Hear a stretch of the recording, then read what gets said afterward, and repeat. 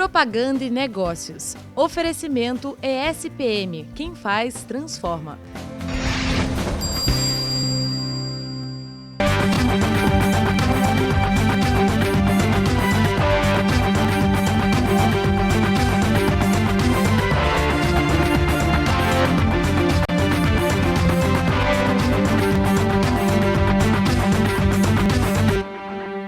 Olá, estamos aqui direto do Instituto Cultural ESPM para mostrar uma coleção histórica de revistas, todas elas de exemplares número 1.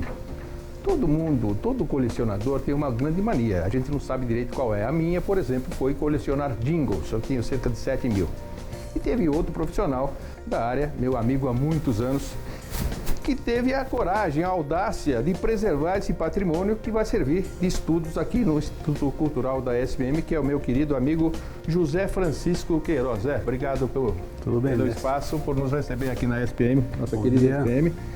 Eu queria que você falasse, eu sou meio maluco por colecionar jingle, você sabe disso muito bem, né? E de repente eu vi na imprensa que você foi um colecionador de exemplares só raros, só de número 1. Como é que começou essa história, Zé? Me fala um pouquinho sobre isso. Isso aí remonta a 40 e alguns anos atrás, 45 aproximadamente, começo dos anos 70. Eu trabalhava na área de mídia, eu sou oriundo da área de mídia, e naquele período a mídia era um trabalho meramente executora, apenas de você comprar espaço de mídia, né? Quem fazia planejamentos de mídia, quando não o cliente, era o homem de atendimento. E a mídia era uma mera executora e era dividida por mídias. Então eu trabalhava na Thompson, na época, que era a principal agência do mercado brasileiro naquele período. E a mídia era separada em eletrônica e imprensa. Então tinha gente que comprava mídia para TV, rádio e cinema e tinha profissionais que compravam mídia para jornais, revistas e outdoor. Hoje mudou tudo. Não se falava em planejamento de mídia, né? Se falava em comprar mídia. A relação da mídia com o mercado era comprar espaço nos veículos. E eu trabalhava na chamada mídia eletrônica. Eu fazia negócios para rádio, televisão e cinema. E aí houve uma mudança, a Thompson foi a segunda agência do mercado a implantar um negócio chamado planejamento de mídia. A primeira foi a Lintas e a segunda foi a Thompson. Você pegou logo no início. O Eduardo Vanderlei Futiolo. E aí eu fui chamado para deixar de comprar televisão e aprender o que era o tal do planejamento de mídia. Então eu tinha que passar a entender de todas aquelas mídias e não só de rádio, TV e cinema. E, como sempre procurei fazer, fui buscar informação.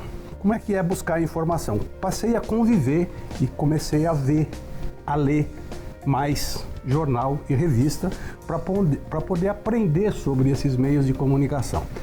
E na primeira década, nos primeiros anos da década de 70, foi um período em que a economia brasileira estava muito estável, permitindo que várias editoras lançassem muitas publicações. E um ponto importante também daquela época é que a mídia dita de massa era generalista. E as revistas, os editores, foram os primeiros a fazer uma coisa que hoje se fala muito, que é a segmentação da mídia. Então as revistas passaram a ser segmentadas, passaram a existir revistas, ao invés de ter revista de interesse geral que cuidava de tudo, passaram a existir revistas femininas, revistas masculinas, revistas infantis. Então o meio revista foi o primeiro a se segmentar na comunicação. Isso na década, no começo dos anos 70. E eu achava que eu tinha que conhecer mais, eu tinha que ter intimidade com essa segmentação que estava nascendo. Pegava todas essas revistas que nós recebíamos na agência, levava de fim de semana para casa e juntava um pouco a necessidade profissional com o lazer e ficava vendo essas revistas. Num determinado período eu percebi que eu tinha levado para casa 20 revistas e tinha, saber lá eu, metade delas era número 1. Falei, caramba, tudo número 1, vou passar a guardar revistas número 1. Falei, tomei a decisão e a partir daí comecei a colecionar, avisar amigos. Evidentemente que algumas você não tinha nem nascido, talvez. Talvez tivesse nascido, mas já não estava trabalhando, né? Depois foi buscar. Sim, aí a coisa se ampliou, os amigos passaram a saber dessa minha mania e eu passei também a ser um rato de banca. Passava em banca e falava, o que você tem de número 1 aí? Aprendi rapidamente que jornaleiro não sabe que revista está sendo lançada.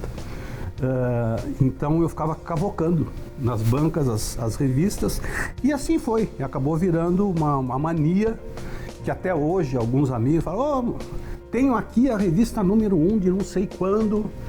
E aí a coleção se ampliou e aqui está. Você doou para o Instituto Cultural SPM. E essa aqui talvez seja a mais antiga, é isso? Essa é a mais antiga. Revista Grande Hotel. É a revista Grande Hotel, ela é de 1947. 1947. Ela tem 68 anos. Daqui a pouquinho eu vou chamar o Nelson para falar sobre os anúncios que estão aí dentro. Nelson Gomes vai explicar. Essa revista é uma revista de fotonovela. Nos anos 50, 60... fotonovela. De fotonovela. Era uma novela com fotografias. Né? Isso. No caso dessa, acho que é até ilustração, né? Ou não? E chama a atenção até que o texto é um texto feito em bico de pena. Né? Você vê que os textos, né? Ilustrações e tal.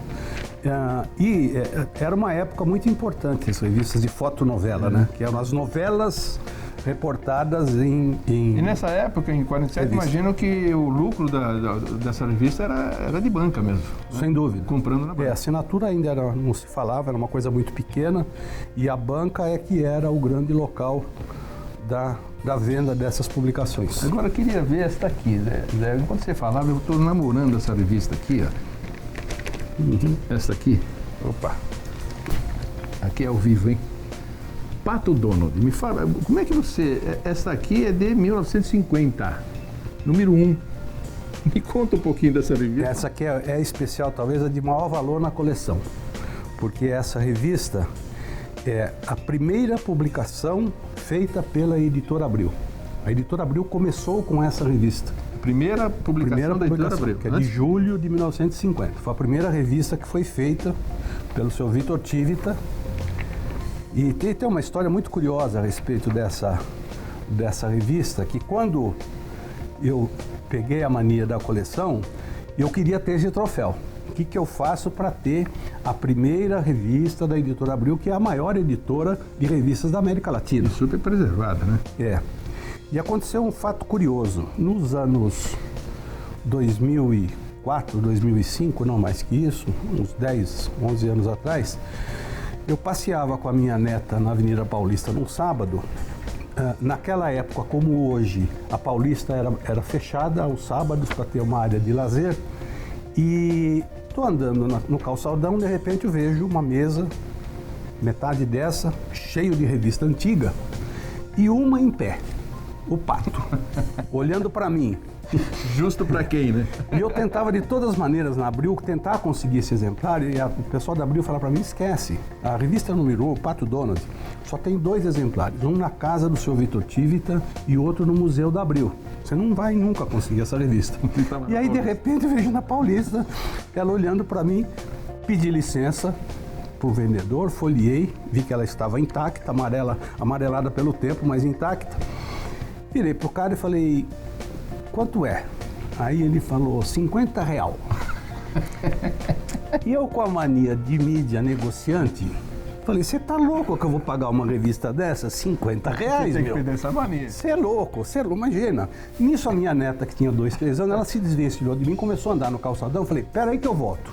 Fui lá, peguei na mão da minha neta, 50 metros adiante, a família estava tomando um café ao ar livre ali, um sábado agradável na Paulista, sentei para tomar um café, falei, preciso voltar lá para comprar a revista. Voltei. Para negociar mais. Lógico, para comprar por 45, Para não pelo perder a menos. Isso. Voltei na banca, montada ali, e cadê a revista? Não tava. Meu Deus do céu. Falei, meu, cadê a revista? Virou o vendedor e falou, vendi. Falei, como vendeu? Falei que eu ia voltar aqui. Ele falou, não, o senhor não quis pagar. Passou um cara aí, pagou R$50 e levou embora. Queria morrer. Mas cadê o cara? Eu falei, não sei, ele já passou aqui, já levou. Volto para a mesa onde estava a família e encontro no meio da mesa a revista. A porcaria do meu genro, enquanto eu tomava café... Cheiro serve para alguma coisa. Para alguma coisa serve. Ele foi lá, comprou a revista e me deu de presente. E está aqui, ela é a obra-prima da coleção. É um gênero especial esse. Né? E causou uma surpresa para mim, me deixou alguns momentos muito chateado, mas foi maravilhoso. Quanto valeria essa revista no mercado? Você tem ideia? Não tenho. Com certeza mais do que R$50. Acho que sim. Quer 500 por ela agora? Não. Então mais do que 500. 1.000? Não. Tá vendo? Então. Não. Aí, se eu vender, se eu vender não vai ter a história. É verdade. Vamos ver outra revista aqui bacana? Essa aqui, já que você está falando de Editora Abril, essa é a Veja número 1. Essa é a Veja número 1, que foi lançada em 1968. Essa revista tem uma história interessante. Na época existia no mercado brasileiro revistas ditas de interesse geral, mas não de tanta informação. A Manchete, ainda o Cruzeiro, a Visão tinha alguma coisa, mas era um mercado novo esse, na revista semanal de informação. E o título de capa era O Grande Duelo no Mundo Comunista, foi-se o martelo aí. Exato. E num ato de coragem, a Abril lançou essa revista e isso revolucionou o mercado editorial brasileiro, porque isso exigia uma equipe muito grande, repórteres, jornalistas de muito talento e uma velocidade, que para a época precisa ser considerada, nós estamos falando de 1968, de máquinas, equipamentos e tempo de distribuição que fizesse com que a revista mantivesse a atualidade. Quer dizer, ela circular... Trata-se de lançar uma revista de notícias, conhecimento geral, semanal. Isso. Você esperava que fosse dar certo? Alguém esperava? Evidentemente a Editora Abril acreditava que sim. A Abril sofreu muito nos primeiros 2, 3 anos dessa revista, porque o custo para a implantação e distribuição dela era muito alto. E não existia o hábito de consumo desse tipo de publicação, né? Quem sustentou isso dentro da Editora Abril foi um outro mercado que nem existe mais, que é o mercado de fascículos. A Editora Abril, anos antes, aí nos anos 60, vendeu muitos fascículos, seja de saúde, de conhecimento, de igrejas, bem, enfim, de outros assuntos e tal. E vendia muita, e é curioso, a venda em banca, não dependendo de publicidade, quer dizer, a Abril descobriu um nicho de crescimento e tal. E isso é que sustentou durante 2, 3 anos o prejuízo... Era um segmento especial, a parte disso aí, o fascículo não vinha encartado aí? Não, era comprado semanalmente. Sustentou uma ideia, um sonho do Tivita. Exato. E hoje é um sucesso. Durante 2, 3 anos a revista foi deficitária, mas a família Tivita, comandada pelo falecido Vitor Tivita, não desistiu, continuou investindo e hoje, já há muitos anos, há décadas, é a principal revista brasileira. O Nelson depois vai vir para cá falar sobre alguns anúncios curiosos, devem ser muito curiosos daquela época. Zé, eu tenho aqui a revista Placar com Pelé na capa, né? Provavelmente naquela Copa de 1970, a revista é de março de 70, alguns meses antes da Copa do Mundo. Mas antes, nós vamos chamar o intervalo, logo após o intervalo, o Nelson Gomes vem falar um pouquinho sobre os anúncios dessa revista que você já mostrou e você volta depois, tá bom? Até já!